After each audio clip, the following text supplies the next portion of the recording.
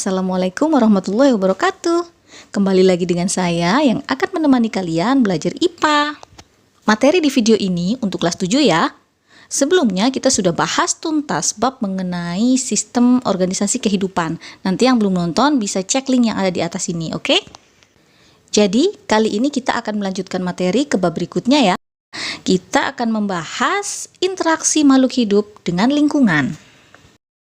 Pada bab ini, kita akan membahas komponen biotik dan abiotik sebagai komponen dari ekosistem. Kemudian, kita akan bahas interaksi antara komponen biotik dan abiotik itu dan juga simbiosis. Tapi, di video ini, kita hanya akan membahas yang bagian pertama dulu ya, tentang komponen biotik dan abiotik. Baiklah, langsung saja kita mulai. Sebelumnya, kalian harus tahu dulu apa itu ekosistem. Coba kalian perhatikan gambar ini. Di situ ada gambar sungai. Coba kalian perhatikan apa saja sih yang ada di dalam sungai itu? Di sungai kan biasanya terdapat tumbuhan-tumbuhan seperti ganggang, enceng gondok, kemudian kangkung liar, dan lain sebagainya. Kemudian untuk hewan-hewannya di sungai itu kan biasa ada ikan, kemudian keong, siput, udang, remis, serangga-serangga yang hinggap juga ada. Kemudian zooplankton dan fitoplankton juga ada.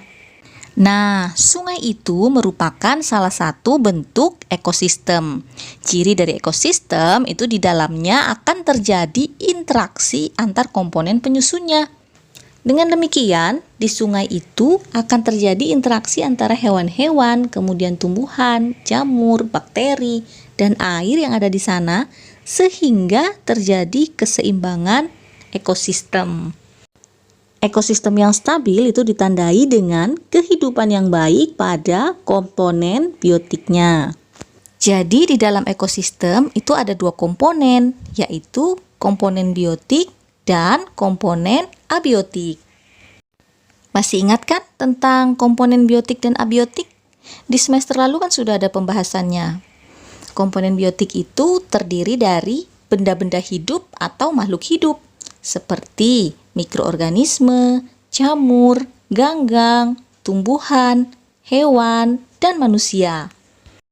Sedangkan komponen abiotik itu terdiri dari benda-benda tak hidup, seperti tanah, air, udara, cahaya matahari, suhu, kelembapan, dan lain sebagainya. Oke, kemudian di dalam ekosistem, setiap komponen biotik itu punya peran tertentu. Berdasarkan peran dan fungsinya, komponen biotik itu bisa dibedakan menjadi produsen, konsumen, dan pengurai. Oke, kita ke produsen dulu. Apa sih produsen itu? Produsen itu merupakan organisme yang mampu menghasilkan zat makanan sendiri, atau disebut juga dengan organisme autotrof. Contohnya, tumbuhan hijau atau tumbuhan berklorofil. Tumbuhan hijau ini menghasilkan makanan sendiri melalui proses fotosintesis. Proses fotosintesis ini akan menghasilkan zat makanan atau karbohidrat dan oksigen. Zat makanan itu disimpan di bagian dalam tumbuhan seperti daun, batang, akar, dan buah. Nah, zat makanan ini selain digunakan oleh tumbuhan itu sendiri, juga bisa digunakan oleh organisme lain untuk memenuhi kebutuhan energinya. Tumbuhan hijau ini juga melepaskan oksigen ke udara ya, sehingga oksigennya bisa dimanfaatkan organisme lain untuk bernafas. Selain tumbuhan darat tadi, ada juga organisme di perairan yang juga berperan sebagai produsen seperti alga dan fitoplankton. Oke, kita lanjut ke konsumen. Konsumen itu berarti pemakai. Jadi, yang dimaksud dengan konsumen itu berarti organisme yang tidak bisa menghasilkan makanan sendiri. Jadi, untuk memenuhi kebutuhan makanannya, organisme ini bergantung pada organisme lain. Konsumen ini juga disebut dengan organisme heterotrof. Ada 3 jenis konsumen ya, mungkin kalian masih ingat, sudah pernah kalian pelajari dulu di SD. Yang pertama ada herbivora, itu pemakan tumbuhan, contohnya sapi, kambing, dan lain sebagainya. Kemudian ada karnivora. Karnivora ini pemakan hewan. Contohnya singa, harimau, dan lain sebagainya. Dan yang terakhir ada omnivora. Omnivora ini pemakan segala. Contohnya tikus, musang, dan lain sebagainya. Oke, kita lanjut ke dekomposer atau pengurai. Apa sih dekomposer itu? Jadi, dekomposer itu merupakan organisme yang berperan menguraikan bahan organik yang berasal dari organisme yang telah mati ataupun hasil pembuangan sisa pencernaan menjadi bahan anorganik sederhana. Jadi, organisme yang sudah mati serta sisa-sisa metabolisme organisme ini akan terurai dan meresap ke dalam tanah menjadi unsur hara yang kemudian akan diserap oleh tumbuhan atau produsen. Selain itu, aktivitas dari pengurai ini juga nanti bisa menghasilkan gas karbon dioksida yang akan digunakan oleh tumbuhan untuk proses fotosintesis. Contoh dari pengurai atau dekomposer yaitu ada jamur saprofit dan bakteri. Oke, lanjut ya. Dalam suatu ekosistem, komponen biotik itu menyusun satuan-satuan makhluk hidup, yaitu individu, populasi, dan komunitas. Oke, individu dulu ya. Apa sih individu itu? Individu itu makhluk hidup tunggal. Contohnya, seekor zebra. Kemudian populasi.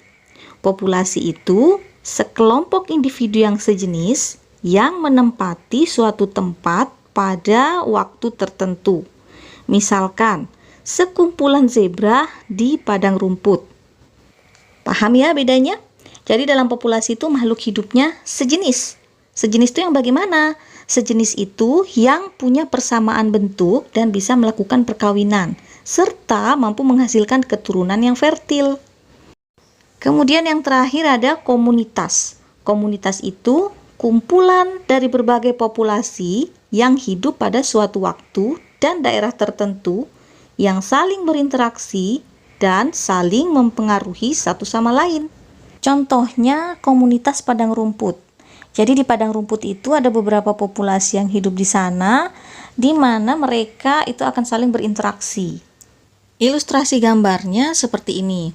Yang ini gambar individu, yaitu zebra. Zebranya cuma satu, seekor zebra. Berarti dia individu.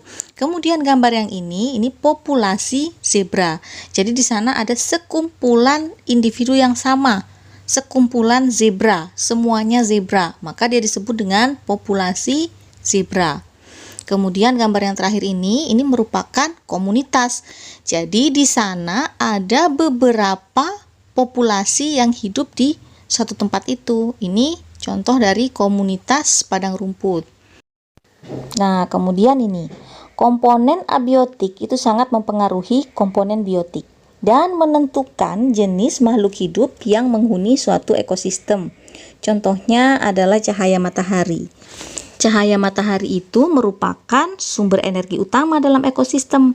Dia diperlukan oleh tumbuhan untuk fotosintesis. Fotosintesis itu kan nanti menghasilkan karbohidrat dan oksigen. Karbohidrat itu juga bisa dimanfaatkan oleh hewan dan manusia. Sementara itu, oksigen yang dilepaskan ke lingkungan itu juga akan diperlukan oleh semua makhluk hidup. Jadi, makhluk hidup tidak akan bertahan hidup tanpa cahaya matahari. Cahaya matahari ini juga mempengaruhi tingkah laku dan kegiatan hewan loh. Ada hewan yang aktif di siang hari, ada pula hewan yang aktif di malam hari. Selain itu, cahaya matahari juga mempengaruhi suhu lingkungan. Jadi bisa menentukan iklim yang ada pada suatu wilayah. Oke, itu merupakan salah satu contoh peranan komponen abiotik bagi makhluk hidup lain. Bagaimana? Mudah dipahami bukan?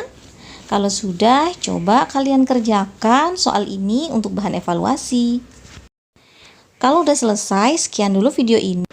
Video tentang bagaimana interaksi antara komponen biotik dan abiotik itu akan ada di video berikutnya, video simbiosis juga ya. Terima kasih. Wassalamualaikum warahmatullahi wabarakatuh.